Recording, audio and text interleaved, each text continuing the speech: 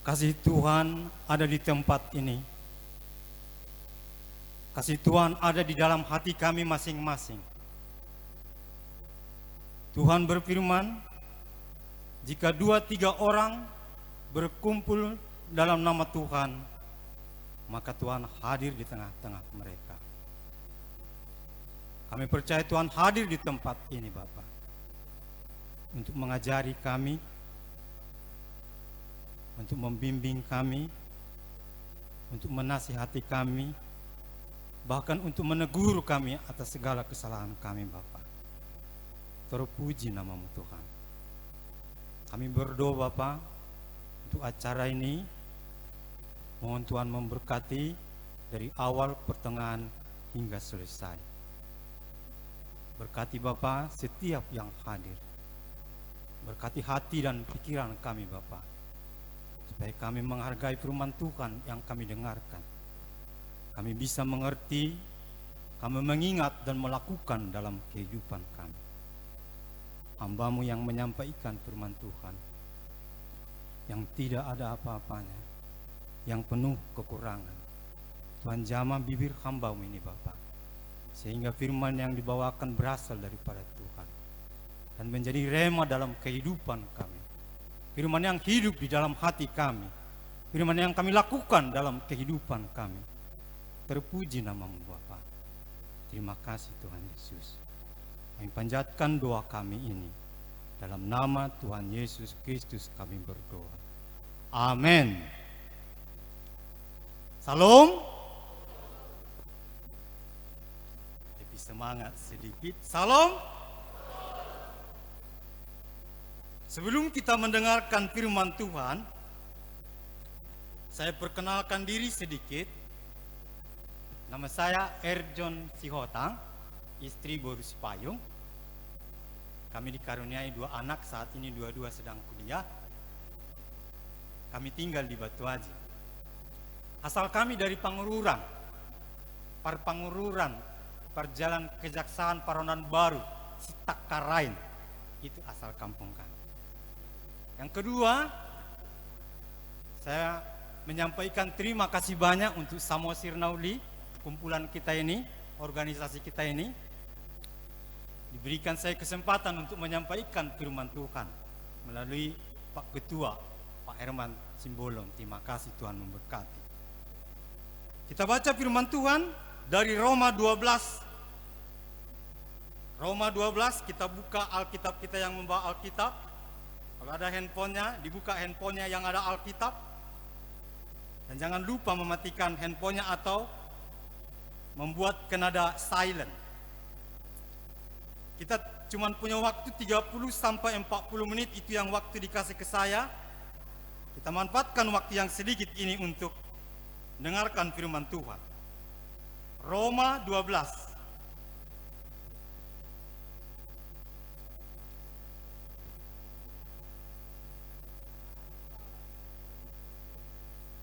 Saya baca untuk kita, mungkin nggak semua membawa Alkitab.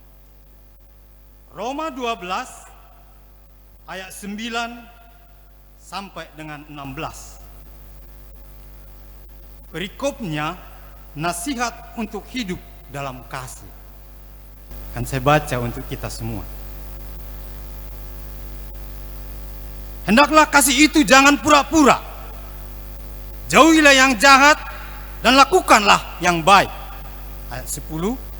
Hendaklah kamu saling mengasihi sebagai saudara dan saling mendahului dalam memberi hormat. Janganlah hendaknya kerajinanmu kendor. Biarlah rohmu menyala-nyala dan layanilah Tuhan. Bersukacitalah dalam pengharapan, sabarlah dalam kesesakan, dan bertekunlah dalam doa. Tema firman yang disampaikan ke saya ayat 12, Roma 12 ayat 12. Bersukacitalah dalam pengharapan, sabarlah dalam kesesakan, dan bertekunlah dalam doa. Saya lanjutkan beberapa ayat ke belakang. Ayat 13. Bantulah dalam kekurangan orang-orang kudus, dan usahakanlah dirimu selalu memberikan tumpangan. Berkatilah siapa yang menganiaya kamu, berkatilah jangan mengutuk. Bersukacitalah dengan orang yang bersukacita, dan menangislah dengan orang yang menangis. Ayat 16, ayat terakhir. Hendaklah kamu sehati sepikir dalam hidupmu bersama. Janganlah kamu memikirkan perkara-perkara yang tinggi, tetapi arahkan dirimu kepada perkara-perkara yang sederhana. Ayat terakhir, kutipan terakhir, peringatan terhadap kita bersama-sama. Janganlah menganggap dirimu pandai. Kalau diringkaskan ayat firman ini terkait dengan tema tadi, sedikitnya ada tiga perintah yang disampaikan Tuhan terhadap kita untuk menjalankan organisasi Samosir Naulini. Apa yang tiga itu? Yang pertama, saling mengasihi di ayat 10 tadi. Yang kedua, saling menghormati. Bahkan disampaikan tadi berlomba-lomba untuk saling menghormati, ayat 10. Dan ayat berikutnya, saling menolong, ayat 13. Saya sangat yakin kalau ketiga ini kita lakukan dalam Samosir Nauli yang kita sayangi kumpulan kita ini menjadi penuntun untuk menjalankan organisasi ini, maka apa yang tertulis di sini, melangkah maju dalam persaudaraan, akan terpenuhi.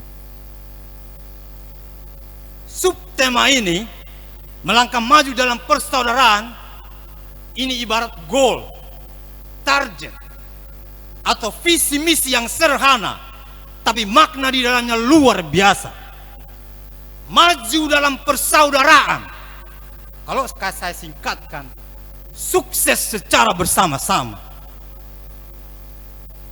Ada tiga perintah, saya ulangi sekali lagi: saling mengasihi, saling menghormati, dan saling menolong. Sekarang jam 11.33. Saya akan keep time. I will keep time around 30 minutes, sekira 30 menit. Ada dua peringatan. Peringatan yang pertama dari perikop yang kita baca, kasih itu jangan pura-pura. Itu tertulis tadi di ayat 9. Ayat awal yang kita baca tadi itu.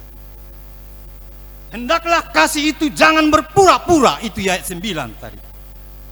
Dan pada ayat terakhir dari perikop yang kita baca juga peringatan, kata jangan. Jangan menganggap diri pandai. Firman ini berlaku untuk pembawa pengkhotbah dan juga pengkhotbah, bagaikan pisau bermata dua. Orang yang menganggap diri pintar cenderung tidak mau lagi belajar, cenderung tidak mau mendengarkan orang lain, bahkan cenderung kita sombong, cenderung meremehkan orang lain. Belajar kita dari firman Tuhan ini, teguran terhadap kita. Saya tidak bilang ada seperti itu bagi kita, tapi ini bekal penuntun untuk menjalankan organisasi ini.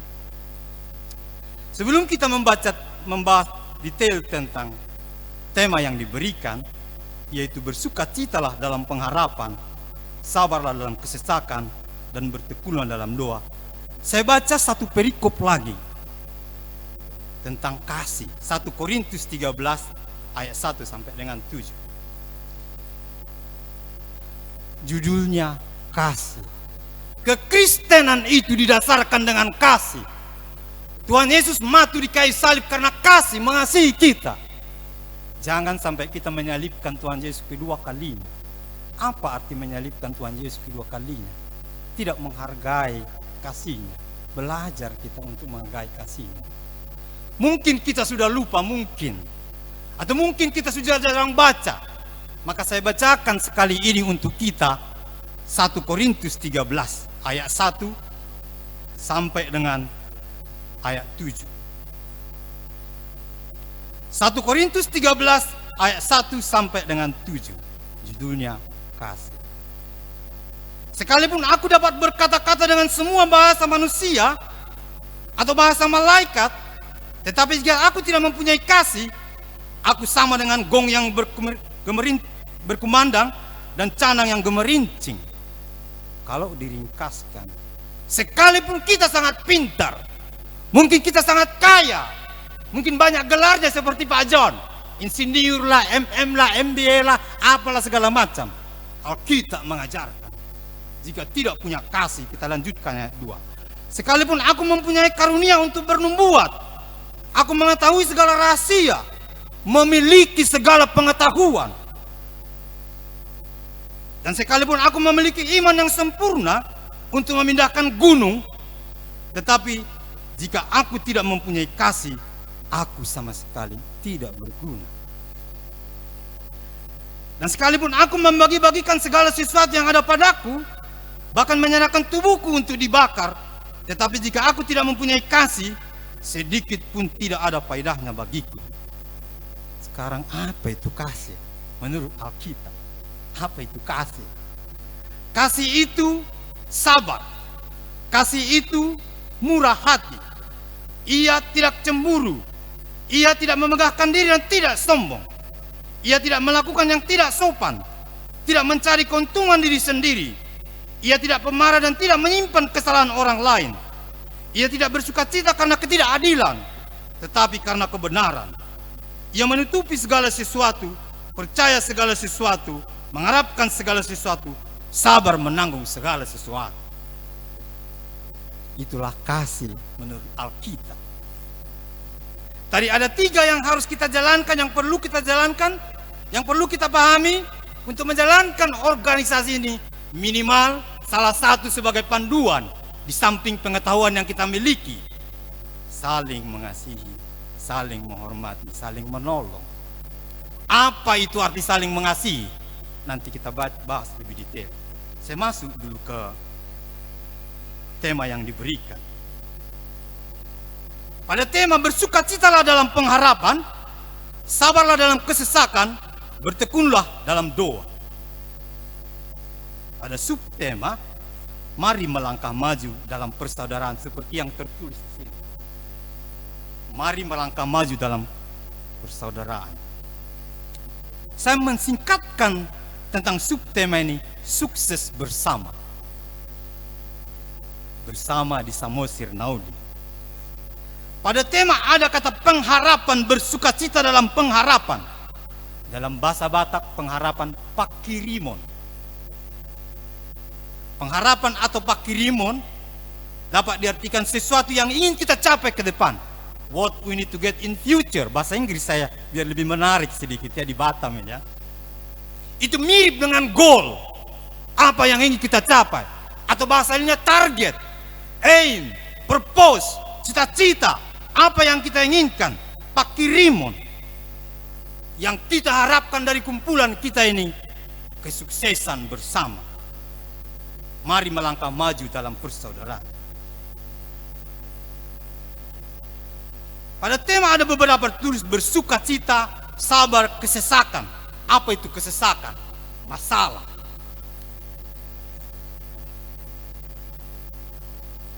Sabarlah dalam kesesakan. Be patient in travel. Ada banyak naposo. You need to learn English. If you want to improve your career, you need to learn English. It's very important in our life. Tapi jangan lupa bahasa Batak. Kalau ingin karirnya membaik, belajar bahasa Inggris. Tapi jangan lupa bahasa Batak. Saya lama di perantauan, saya belajar bahasa Batak. Saya pernah tinggal di Jepang, tapi saya belajar bahasa Batak juga. Saya lanjut, itu sekedar intermezzo aja. Ada 2 pertanyaan penting yang kita pelajari bersama, yang akan kita renungkan bersama terkait firman Tuhan ini. Pertanyaan pertama, apa yang harus kita lakukan untuk mencapai itu, kesuksesan bersama? What we need to do, how to get the success, kesuksesan bersama. Itu pertanyaan pertama. Pertanyaan kedua, apa yang harus kita lakukan jika belum tercapai? Bisa jadi nanti nggak tercapai. Bisa jadi kita melihat tidak kesuksesan bersama, tapi kesuksesan individu. Apa yang harus kita lakukan? Itu yang disampaikan oleh firman Tuhan. Bagaimana kalau kita berada dalam kesesakan? Apa yang harus kita lakukan? Kedua pertanyaan ini akan kita bahas dalam 30 menit Sekarang saya masih punya waktu sekitar 20 menit. I need to keep this time. Apa yang harus kita lakukan untuk mencapai kesuksesan bersama yang tadi sudah saya baca? Saling mengasihi, saling menghormati, saling mendukung, saling mengasihi, marsi haholongan. Bahasa Inggrisnya love each other. Saling menghormati, marsi pasangapan, respect each other. Sudah susah sekarang mencari orang saling menghormati. Yang ketiga, saling mendukung, marsi togu-toguan, support each other. Ketika ketiga ini kita lakukan dalam kumpulan kita ini, bukan cuma dalam kumpulan, dalam rumah tangga juga, dalam pekerjaan juga, dalam lingkungan kita juga, ketika ketiga saling ini kita lakukan, maka hidup kita akan rukun. Ada damai sejahtera dalam kumpulan kita ini. Ada kerukunan. Apa kata Alkitab tentang kerukunan? Dalam Mazmur 133 ayat 1 dan 3. Dalam kumpulan yang rukun, nanti dibaca di rumah, Mazmur 133 ayat 1 dan 3, kita menghemat waktu. Kalau hidup rukun, maka Tuhan akan memerintahkan berkat, bukan cuma memberkati, memerintahkan berkat. Apa artinya? Memerintahkan berkat menjadi sukses yang kita miliki. Dengan syarat sukses untuk kemuliaan nama Tuhan Yesus Kristus. Sukses. Sukses itu, kalau kita baca buku manajemen, banyak buku manajemen, ada 3 kategori sukses. Yang pertama, bilang di buku manajemen 3H, 3H. H yang pertama, H yang pertama, sukses itu have. Kita punya materi yang cukup, kita punya uang yang cukup, mungkin berkelimpahan. Yang kedua, sukses itu adalah sehat, health. Sehat tubuh, sehat jiwa, dan sehat roh, 3. Sehat tubuh perlu kita mengingat olahraga, menjaga makanan. Jangan setelah sakit berdoa ke Tuhan, Tuhan berikan saya kesembuhan, tapi tidak kita jaga diri. Bagaimana berdoa seperti itu? Saya sharing sedikit, kesaksian sedikit. Dulu saya perokok berat. 5 tahun terakhir saya tidak merokok lagi. Bukan menyinggung perokok, bukan. Waktu saya merokok, jangan tersinggung ya, saya sekedar menyampaikan. Kemudian saya batuk. Waktu saya batuk, susah kali saya berdoa. Waktu saya berdoa, Tuhan sembuhkan batukku ini, rasa bersalah dalam hati saya. Kenapa saya berdoa ke Tuhan minta kesembuhan? Kalau Tuhan bisa kita dengar suaranya, "Hey John, kau yang merokok, kau minta kesembuhan, enak aja kau." Mungkin seperti itu dibilang. Saya lanjut berikutnya. Hal yang berikutnya 3, happy, bahagia. Jadi kalau kita sukses, punya cukup materi, have, kemudian kita sehat, kemudian kita happy, bahagia. Saya membahas sedikit tentang sehat tubuh, jiwa, dan roh. Di buku kesehatan, kalau kita baca, orang yang tidak mau memaafkan, kalau tidak mau memaafkan, maka kita akan sakit tubuh, jiwa, dan roh. Itu kata buku kesehatan. Itu penelitian. Jadi kalau ada kita simpan kesalahan orang lain di lingkungan kita ini, maka terima upahnya ya, sakit tubuh, jiwa, dan roh. Kalau tidak mau sakit tubuh, jiwa, dan roh, maka maafkan dia. Mungkin dia punya kesalahan. Apa itu sakit tubuh? Tadi sudah jelaskan tubuh kita ini. Apa itu tentang sakit jiwa? Sehat jiwa artinya berpikiran positif, berbicara positif, dan bertindak positif. Berpikiran hal yang baik terhadap teman, membicarakan hal yang baik, dan melakukan hal yang baik. Saya tidak bahas detail tentang itu. Sehat roh artinya hubungan kita dengan Tuhan. Berdoa kepada Tuhan, bersyukur kepada Tuhan, memuliakan Tuhan, menghormati Tuhan. Itu artinya sehat roh. Kita perlu mencapai ketiga-tiganya itu. Saya ulangi, ketika kita saling mengasihi, saling menghormati, saling mendukung, maka hidup kita akan rukun, damai sejahtera, dan kesuksesan akan kita peroleh.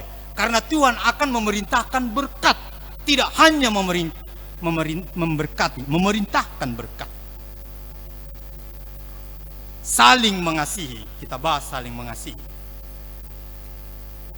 Masih punya waktu saya 15 menit. Saling mengasihi, saling. Berarti ada dua pihak yang saling. Kenapa saya ngomong-ngomong waktu? Time is very important. Perlu kita keep. Mungkin saya terpengaruh dengan orang Jepang. Saya dulu selalu dipaksakan on time. Malah datang lebih dahulu. Itu terbawa di pikiran saya. Jadi waktu dibilang 30 sampai 40 menit, oke. Maka saya setting jamnya. Balik kita saling mengasihi. Tadi sudah kita baca 1 Korintus 13, saya ringkaskan. Di 1 Korintus 13, saya ringkaskan seperti ini. Sekalipun kita sangat pintar bicara, banyak gelar, sangat kaya, tetapi jika tidak punya kasih, kita sama sekali tidak berguna. Sesuatu yang tidak berguna dibuang. Ada tempatnya di tempat sampah. Bukan saya yang Alkitab bilangnya seperti itu. Kasih itu sabar, tidak pemarah, murah hati, mau membantu. Mungkin bagian dari Samosir Nauli ini ada orang yang berkesusahan. Mungkin ini salah satu saran dari saya, menjadi satu objektif, target. Mungkin nggak sekarang, entah bisa itu sebagai goal untuk atau target untuk bersifat yang pendek atau menengah atau ke depan. Mungkin kita bisa membantu dari segi uang sekolah, beasiswa dan seterusnya. Murah hati. Kasih itu tidak cemburu. Kata dunia cemburu itu tanda cinta katanya. Tapi Alkitab bilangnya tidak seperti itu. Tidak sombong, ada rendah hati. Tidak merasa hebat. Di atas langit ada langit, itu sering kita dengar. Belajar kita merendahkan hati di hadapan Tuhan. Sopan, tidak kasar. Saya kebetulan kerjanya sebagai konsultan. Salah satu untuk menjaga etika kerja, etika komunikasi, ada 3 kata yang selalu atau harus kita gunakan, TTM. TTM itu apa? Yang pertama, kata tolong. Tolong ambilkan itu, perlu digunakan. Sesudah diambil, terima kasih. Sesudah, kalau salah, maaf. Bukan itu, Mas. Kata TTM perlu untuk belajar kita lakukan. Tidak menyimpan kesalahan orang lain. Pertanyaannya, kenapa kita harus saling mengasihi? Apakah kita mengasihi karena dia baik? Apakah kita mengasihi karena dia mengasihi kita? Apakah kita mengasihi karena dia menghormati kita? Tidak, Alkitab tidak seperti itu bilangnya. 1 Yohanes 4 ayat 19. Kenapa kita mengasihi? Kita mengasihi karena Allah lebih dahulu mengasihi kita. Itu alasannya. Kita mengasihi anak kita, istri kita, teman kerja kita, bukan karena dia baik atau karena menolong kita dan seterusnya, tapi karena Allah, Tuhan lebih dulu mengasihi kita. It is proven, terbukti Tuhan lebih dulu mengasihi kita. Mati di kayu salib untuk menebus dosa kita. Terbukti, proven. Tidak bisa dibantah lagi. Sahabat, Alkitab mengatakan Tuhan itu sahabat kita. Mati di kayu salib untuk menebus dosa kita. Itulah menjadi dasar kita melakukan kasih yang kita baca. Kalau kita perlu sabar terhadap orang lain karena Tuhan sabar. Tuhan Yesus sangat sabar menjadi kita tiru. Waktu dia dipukuli, ditunjangi, diludahi, Tuhan Yesus diam aja. Saya sering kali memperhatikan sewaktu Tuhan disalibkan dalam videonya, dia begitu menghancurkan hati kita. Jangan kita salibkan Tuhan Yesus kedua kalinya. Yang berikutnya saling menghormati, itu tadi saling mengasihi. 10 menit lagi. Saling mengasihi, this is the golden rule. Rule, aturan emas. Matius 7 ayat 12.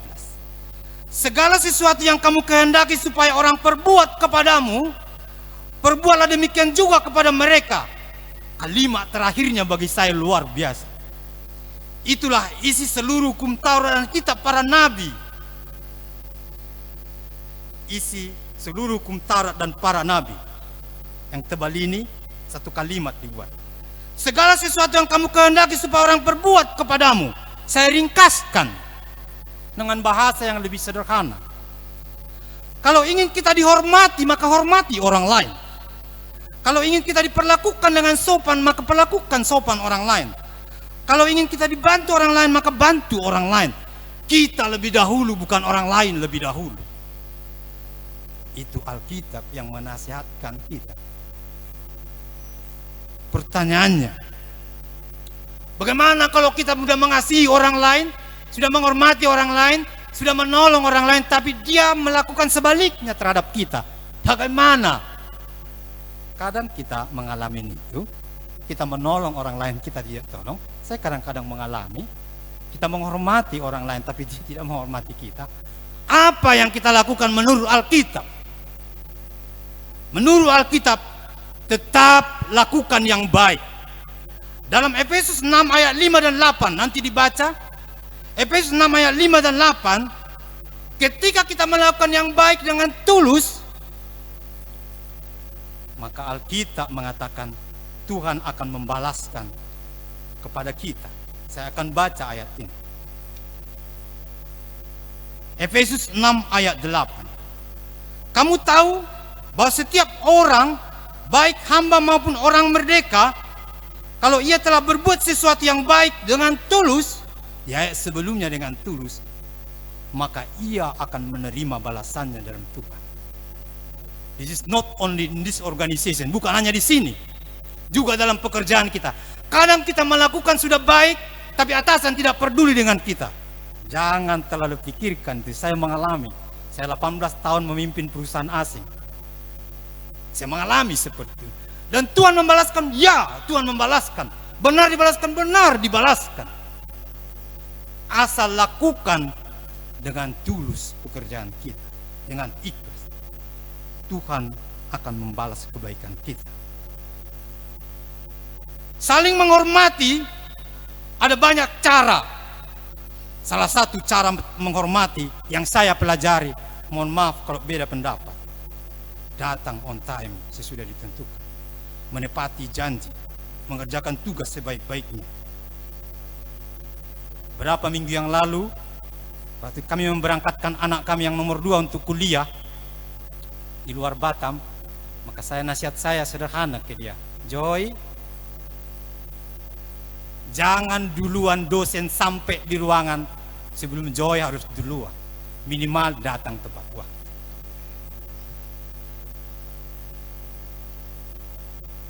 Orang Batak memiliki konsep tentang saling menghormati ini menurut saya luar biasa. Saya namakan 3 golden rule, worldwide management principle. Saya namakan seperti prinsip manajemen kelas dunia. Saya mengatakan kelas dunia. Apa itu? Dari Hanatolu, 3 golden rule. Saya pelajari dari Hanatolu. Penasaran saya, kok bisa begitu hebatnya? Bagi saya itu luar biasa. Makanya sampai saya namai 3 golden rule, worldwide management principle. Saya belajar tentang manajemen luar internasional. Yang pertama, sobamar hula-hula, menyembah atasan kita kalau dalam pekerjaan.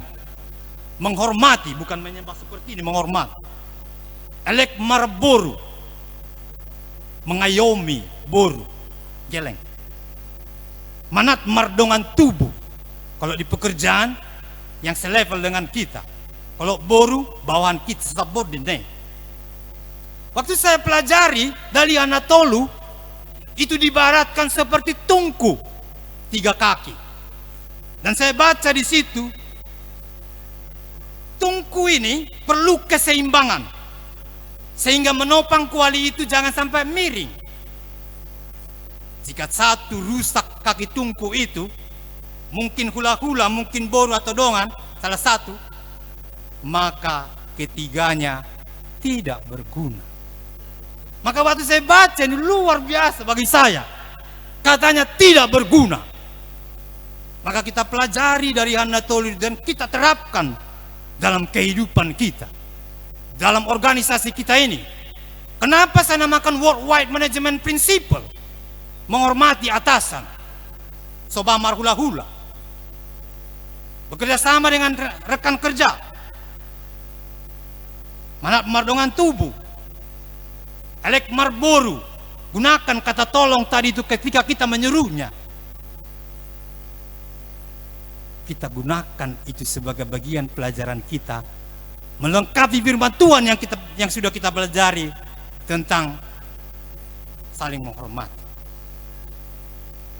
Berikutnya saling mendukung, tolong menolong. Masih punya saya 5 menit. Saling membangun di 1 Tesalonika 5 ayat 11. Karena itu nasihatilah seorang akan yang lain dan saling membangunlah kamu. Menolong itu ada 3 kriteria, saya namai 3D. D yang pertama, menolong dalam doa. D yang kedua, menolong dalam daya, tenaga, usaha, waktu. D yang ketiga, menolong dalam dana, uang. Kalau kita berkecukupan, maka tolong dengan 3 ini. Dana, daya, dan doa. Sewaktu saya diminta membawakan khotbah ini, minimal dari segi dana, walaupun tidak banyak yang bisa saya lakukan dalam pelayanan saya. Selama ini saya sudah lebih dari 20 tahun sebenarnya melayani. Sebelum saya sekolah teologi 5 tahun yang lalu, saya tidak menerima persembahan kasih. Minimal itu bagian dari yang bisa saya sumbangkan, kontribusi dari saya untuk 3D. Terkadang orang punya kecukupan tapi dia bilang dia sumbangkan doa aja. Kalau bisa kita berusaha untuk 3D. Itu pertanyaan pertama. Dalam 30 kali 40 menit saya punya waktu 5 menit untuk menjelaskan yang pertanyaan kedua. Apa yang harus kita lakukan ketika masalah terjadi? When you get in trouble. Selama kita menjalankan ini, ketika apa yang harus kita lakukan? Ketika cita-cita ini belum tercapai, belum melangkah bersama tapi melangkah masing-masing, maka perlu kita lakukan 3B. B yang pertama, bersukacita dalam pengharapan sesuai dengan tema, be joyful in hope. B yang kedua, bersabar dalam kesesakan, be patient in trouble. B yang terakhir, bertekun dalam doa, be diligent in prayer. Apa maksudnya bersukacita dalam pengharapan?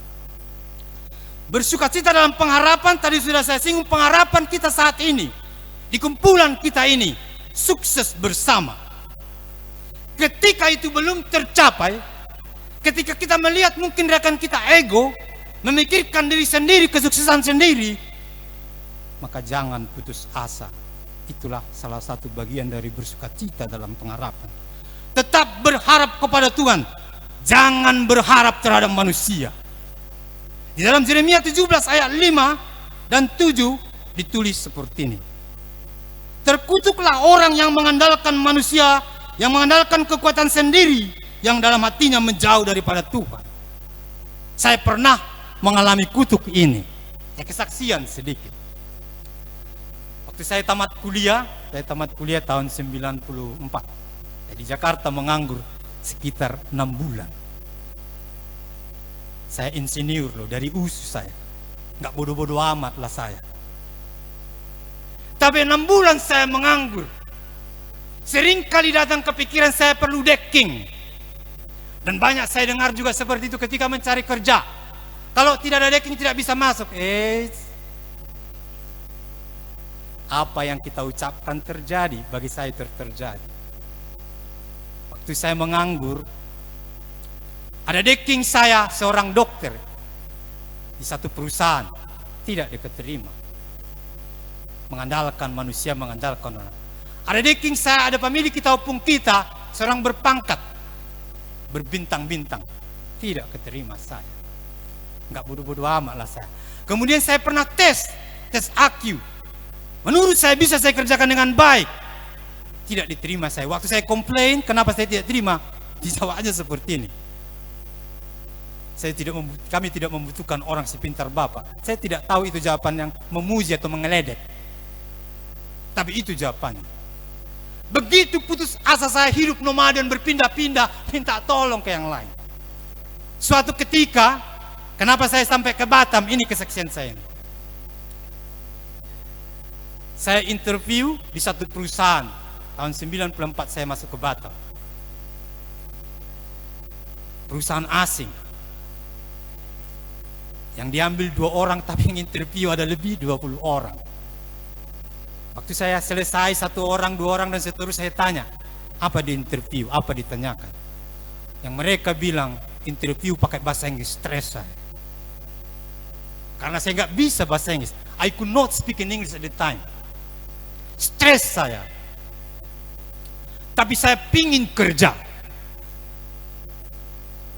Apa yang kulakukan? Mungkin ini bisa untuk teman-teman, adik-adikku yang masih belum dapat kerja. Beda memang pengalaman kadang-kadang dibuat Tuhan. Tapi yang saya lakukan pada saat itu, ada beberapa teman saya yang lancar kali bahasa Inggris. Ada 4 orang kami dari USU. Yang mau diambil 2, yang testing 20. Udah 6 bulan saya menganggur begitu perihnya. Saya berjalan ke sana kemari cari lowongan kerja. Berusaha saya dengan baik. Pada saat itu yang datang ke hati saya, yang bisa saya lakukan, saya masuk ke yang bau itu, ke kamar mandi, ke toilet. Disitulah saya berdoa, bersujud saya praktik. Bersujud saya di kamar mandi itu. Apa doa saya? Tuhan, berikan saya pekerjaan. Itu aja doa saya. Kemudian saya masuk menghadapi interview. Begitu mukjizat yang membingungkan bagi saya. Sampai sekarang saya kurang mengerti. Waktu saya interview, saya bisa bahasa Inggris dengan lancar. I don't know how to explain. Saya tidak bisa menjelaskan sampai sekarang.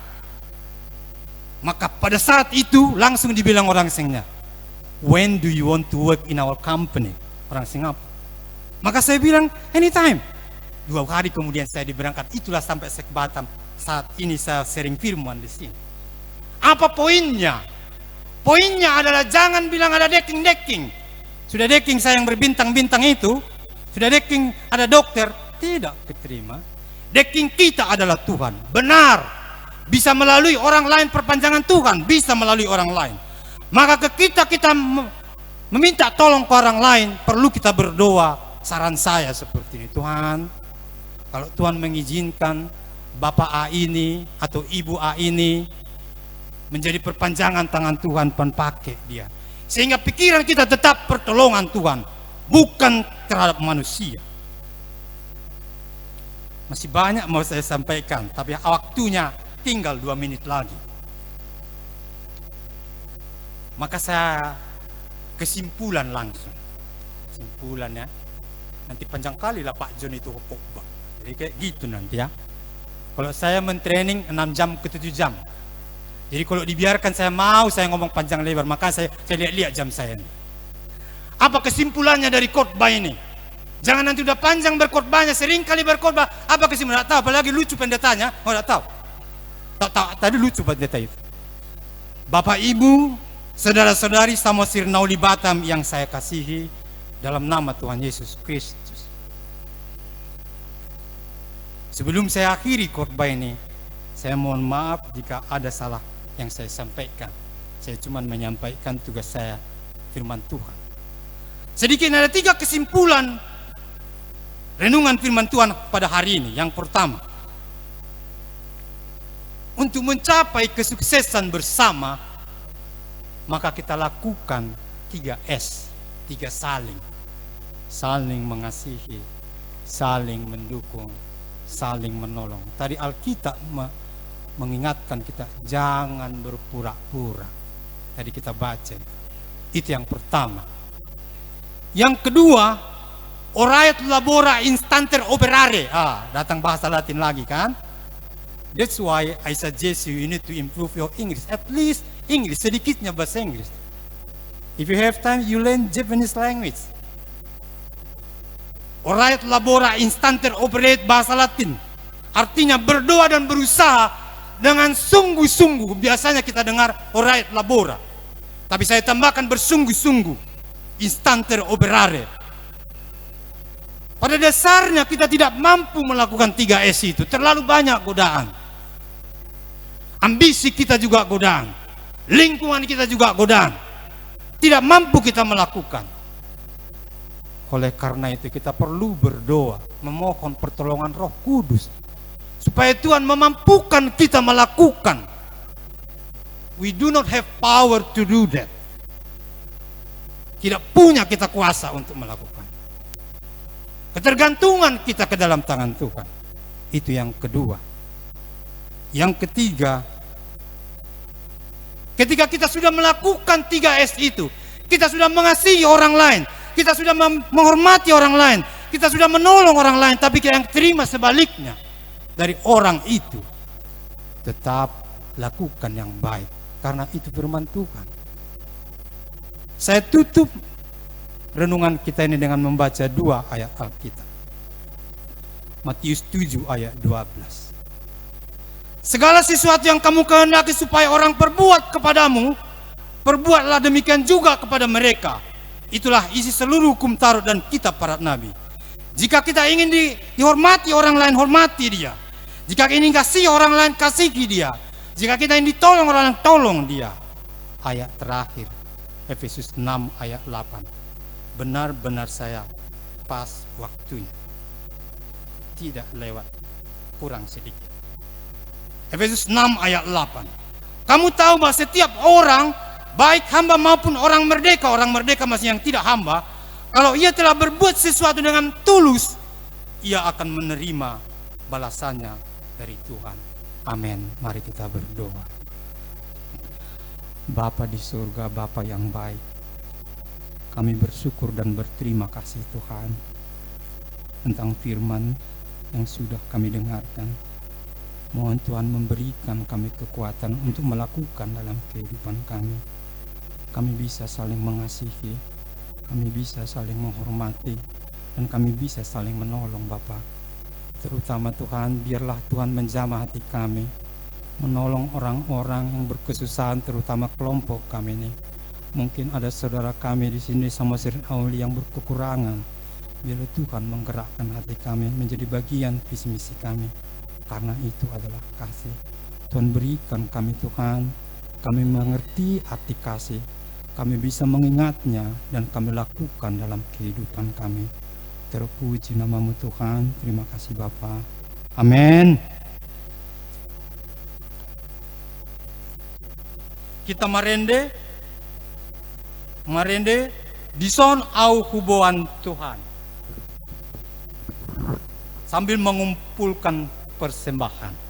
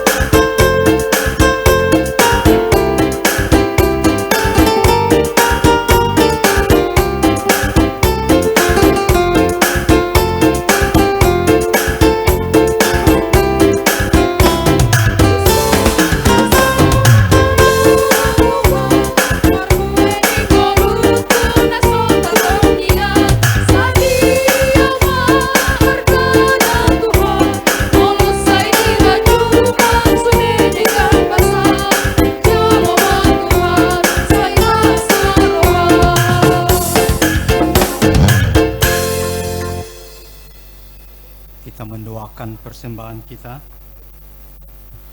Ale debata amanami na di Banua Gijang, di par hatopot rohanami dosian uduk ni rohanami, hodo mual ni nasa ulibasa na mauli utus. Di zon hupasat amido pelean, hamauliation nami tuho, say jalo jala pasu-pasu pelean namion, asa gabe dalan panidangion, pasaoran dohot ulaon asiniroka di huriamon. Bahen mangulu nami gabe pelean na hobbar tulomoni roham. Jala parsidohot parohon harajaonmu, holong hasitongan dohot hadameonmu di sadok portibion. Buhay marohan nami marhite-hite tondim, asa sayu totong madok mauliati tuho. Di bagasan guarni anakmu, Yesus Kristus Tuhan nami. Amin.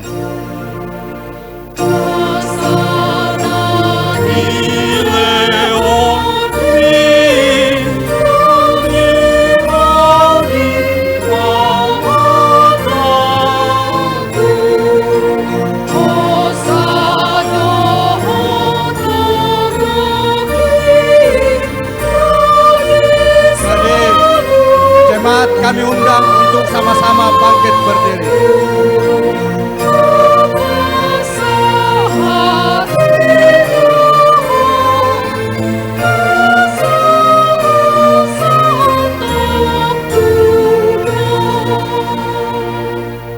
Martang yang mahita, ale amanami na di Banua Gijang, say pinarbadia maggoarmu, say Roma harajaonmu. Say saut malomoni roham di Banua Tongaon, songon na di Banua Gijang. Leom madihami sadarion hanguluan siapari. Say sama dosa nami songon panesanami, di dosa ni dongan na mardosa tuhami. Unang hami togihon tu pangujunan, palua mahami sian pangago.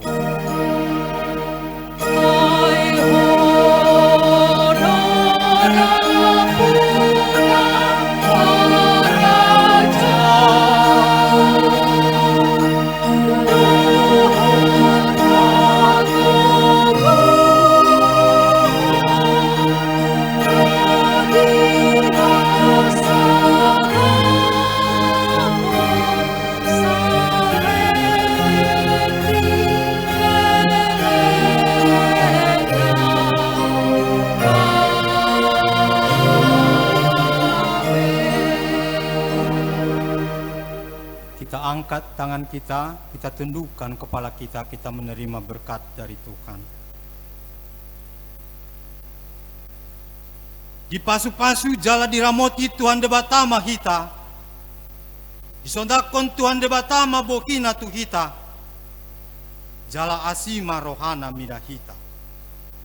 Idopakon Tuhan debatama bokina tu kita. Jala diparsaorkon madamena tutodim.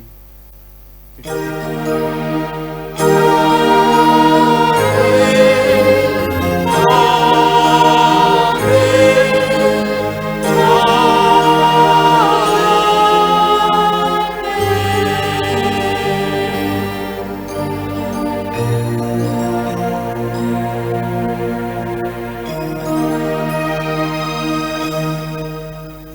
duduk. Oras.